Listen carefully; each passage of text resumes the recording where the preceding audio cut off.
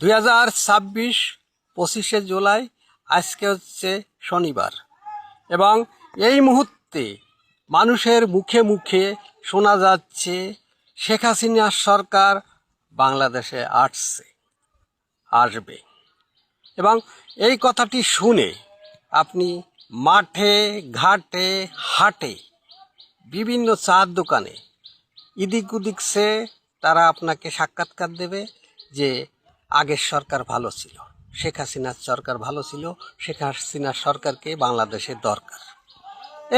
এই কথাটি বলার কারণটা নিশ্চয় আছে। কারণ হচ্ছে ইউনূস সরকারের ব্যর্থতা, মব কালচার, অন্যায় অত্যাচার, দুর্নীতি এবং বর্তমানে যে নির্বাচিত সরকার বাংলাদেশ জাতীয়তাবাদী দল, সেই সরকারের ব্যর্থতারও কারণ আছে। এই সরকার আইনের শাসন প্রতিষ্ঠিত করতে পারেনি, তাদের সাদাবাজি কমাতে পারেনি এবং তাদের সেই মব এখনও চলিতেছে। এখন আপনি বিমানে ভ্রমণ করবেন, বিমানের ফ্লাইটে উঠলে জায়গায় যাত্রীদের কাছে এদিক ওদিক তাকাইয়ে দেখবেন, আপনাকে বলবে সাক্ষাৎকার নিলে যে আগের সরকার ভালো ছিল এবং শেখ হাসিনার সরকার দরকার বাংলাদেশে। কারণ শেখ হাসিনার সময় আমরা ভালো ছিলাম, ভালোভাবে ছিলাম।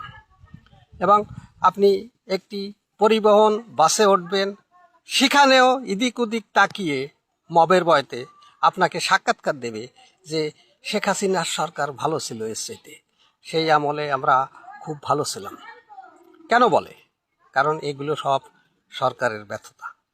এবং আপনি একটি নৌযানে উঠবেন, সেখানেও এদিক ওদিক তাকায় মবের ভয়তে সাক্ষাৎকার দেবে যে শেখ হাসিনার সরকার আবারই দরকার, শেখ হাসিনার সরকার ভালো। কেন বলে? নিশ্চয় এদের ব্যর্থতার কারণে। ফিরে আপনি যে একটি অটো রিকশায় উঠবেন, সেখানেও এদিক ওদিক তাকিয়ে মবের ভয়তে আপনাকে সাক্ষাৎকার দেবে যে আগের সরকার ভালো ছিল, আগের সরকারের আমলে আমরা ভাড়া ভুতো বেশি পেতাম, এই সরকারের আমলে আমরা খুব কষ্টে আছি। কেন বলে? কারণ ব্যর্থতা।